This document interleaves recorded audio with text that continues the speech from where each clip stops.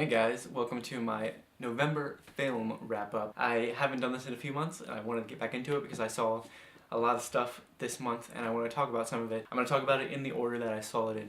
So the very first movie that I saw this month was Nightcrawler, which has Jake Gyllenhaal in it, and it was really good. Basically it's about this kind of sleazy guy who basically does anything he can to get money. Some of the stuff he does is kind of ridiculous, and then he kind of stumbles across doing filming for news in general. So he basically listens to this like police scanner, listens for crazy things happening, and then goes to those things and starts to film them. And he does some very questionable things in order to kind of capture the best footage that he can. And the whole concept of it is just a really good, really original idea, I think. And I thought it was done really well. The cinematography was really nice. Jake Gyllenhaal's acting, he's one of my favorite actors, and he did an awesome job in this. He just played the part really well. Kind of lost Jake Gyllenhaal completely in the role, and I think it was one of the best performances he's ever done, and I really liked it a lot. I just really like the story in general. It kind of felt like it could have had more to it. Like the ending felt a little bit abrupt. Didn't necessarily feel like it was the end from what I remember of it. But overall, I really liked it a lot. I definitely recommend it. It wasn't really talked about all that much, I don't think, but it did get really good ratings. And I don't think a lot of people have seen it, and you should go see it. Or if it's not out anymore where you are, just watch it online or wait for it to come out, because it was really good. Totally worth a watch. A lot of fun. And like I said, Jake Gyllenhaal was really awesome in it. The next movie that I saw was Big Hero 6, which is animated Disney Marvel movie, and it was really good. I really wanted to see it just based on the trailers alone, because the trailers were always amazing. Baymax in the trailers were awesome, and I wanted to see it, and it was really good. The pacing was really strange. The first like half hour of the movie, the pacing was kind of really bad, honestly. I really thought there was just way too much in the first part of the movie, and it was really strangely paced, and that was really my only problem with it. The rest of it was really good. I really liked it a lot. All of the characters were really great. Baymax was really funny. If you don't know what I mean, Baymax is the big marshmallow guy. And it was really good. It was just really fun. The basic plot is this kid is very smart, and he kind of does these bot fights where you take a bot and you bet on the fight. He would basically do hustling, where he would go and kind of trick people into thinking he was very weak when his bots were very strong and awesome, and he would win a lot of money and get in trouble for it. And his big brother would kind of bail him out of trouble a lot, and his big brother is the one who invented Baymax. Baymax is like this personal healthcare assistant who, whenever you like say ow, he'll like come to life, like get blown up, and then he'll help you, and then you have to like say you're satisfied with your care in order for him to kind of shrink back down and go back inside his box. And some stuff happens, and then some stuff happens. The kid in the movie, the main character, he invents this really cool thing, really small little nanobots that can combine together and you can like control with your mind, and they basically become anything and help the person that is controlling them do anything they wanted to do. Basically they get into the hands of the wrong person, and this person is out to do something bad, and the kid finds out and gets Baymax, kind of upgrades Baymax from personal healthcare assistant to fighter, and it's really good. And he like enlists the help of his older brother's college friends, and they all get like these great costumes where they can do these really cool things, and they become this team called the Big Hero 6, and it's really good. It was kind of cheesy, but I really like cheesy, and I really liked the movie a lot. Then I saw Mockingjay, the third movie in the Hunger Games series. It was good. I liked it. I really don't like the third book, like the Mockingjay book. For some reason, this movie really worked for me, actually. I really thought it was well done. I think the second half of the book is what I don't like about the whole thing in general. So I'm thinking the second movie probably won't be that great for me, but this movie itself worked. I thought it handled everything really well. I mean, it wasn't a great. I mean, it wasn't great. Obviously, the books aren't that great. I think I gave that book like 2 stars back when I first read it, and I mean, for what it was good. I liked it. I liked the series. It's just entertainment. It was pure entertainment. Jennifer Lawrence was really good. I was really surprised by Josh, what's his face, the guy who plays PETA. He did a good job. I was kind of surprised at what he could do. And I mean, if you haven't read the books, then you don't know what I mean. But if you have and you've seen the movie, you might know what I mean. I don't know. I thought he did a good job with what he had to do in that movie.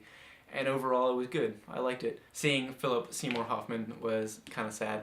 That made me sad to see because I don't know what he's there. I think they filmed everything he's supposed to do in the second movie, but I'm not completely sure. Hopefully they did. I'm glad they dedicated it to him at the end. That was nice. The 4th movie I saw this month was Interstellar.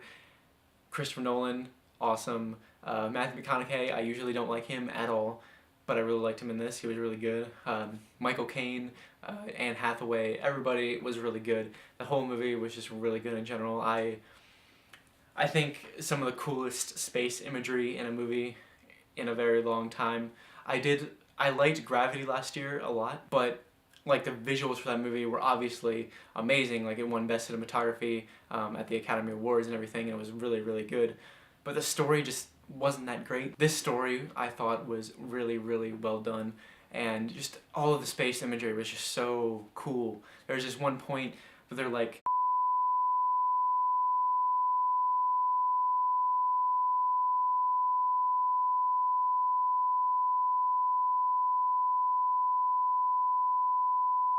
and then I really liked it a lot. It was really good. I think the concept in general was pretty good. Basically, if you don't know, Interstellar is about the world is basically running out of food. A whole bunch of food has become extinct, like natural foods have become extinct. There's like these huge, crazy dust storms, and basically humanity is dying. And the premise of it is gravity is starting to affect certain points that it's mostly around Matthew McConaughey. It pretty much completely surrounds Matthew McConaughey. I think that's the only really problem I have with the movies. We didn't see any of the rest of the world, but they only really focused on Matthew McConaughey's story. And Matthew McConaughey's character as like a pilot or something, and basically they get him to go into space, go out and look for a new planet for us to live on. They've already found a few. They've already found a way for us to get there. Blah blah blah. But it was basically to find a new planet.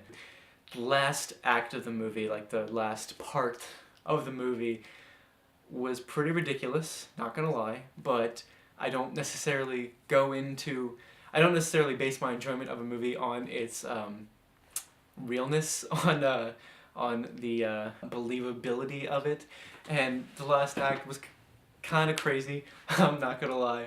I was totally with it the entire time until that point. When that point happened, and if you've seen the movie, you know exactly what I'm talking about. It was just really weird. I kind of guessed what was happening like way earlier in the movie. Like I kind of knew what was happening. I had no freaking idea how they were gonna make it so that what was happening was gonna happen.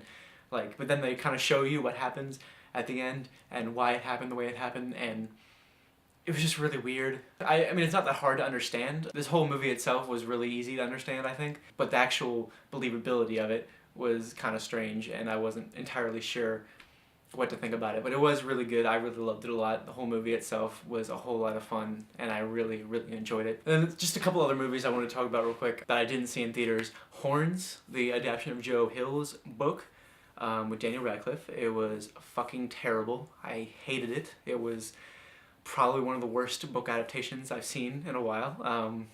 I hated everything about it. Daniel Radcliffe just does not work as the main character for me. His accent to me was completely terrible. I don't know, I didn't like anything about it. The other like main character, Ig's best friend, what was his name? Shit, I can't remember his name. I can't remember his name now. But they did none of the things that they could have done with his character, like some of the stuff that happens in the book, and just some of the stuff they did, like the main Marin, the female lead in that book. I love Juno Temple. She's one of my favorite actresses, but there was just nothing good. It was just bad. It was just bad. It was really bad. It was a really bad movie. It was awful. I didn't like it. Don't see it. Read the book. Don't see that movie. It's really bad. Anyway, then another movie I just want to talk about real quick. It's on Netflix. At least on the USA Netflix it is.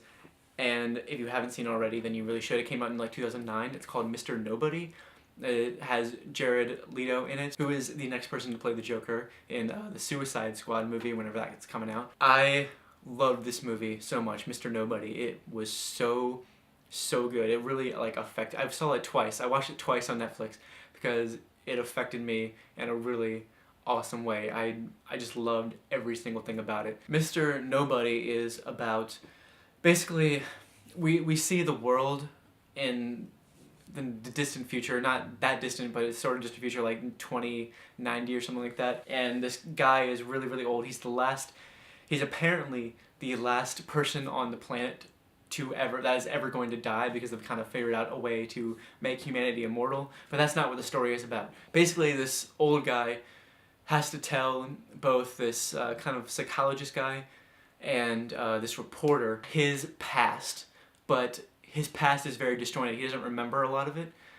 And so the past for him kind of gets broken up into these 3 different parts. The very first thing we see is him with his parents, and then his parents get divorced, and then he has to make the decision on whether or not to go with his mom or his dad. And then there's these 3 girls in his life, 2 that exist in the timeline with his dad, and 1 that exists in the timeline with his mom. And basically we see all the different ways that his life could have gone, but we don't know which one is the real one, and or which one has led us to the point where he's at now, where he's really old. And that's kind of the point of the movie, is the 3 different timelines that exist based on random decisions that are just kind of made. It's basically about how every decision just makes your life what it is, and there isn't any right decision, and that there isn't really any right path to take, because every path is the right path to take, because it's the path that happened. And we just kind of see what happens to his life on these 3 different tangents, and it was so good. I mean, that's a very basic way to explain it.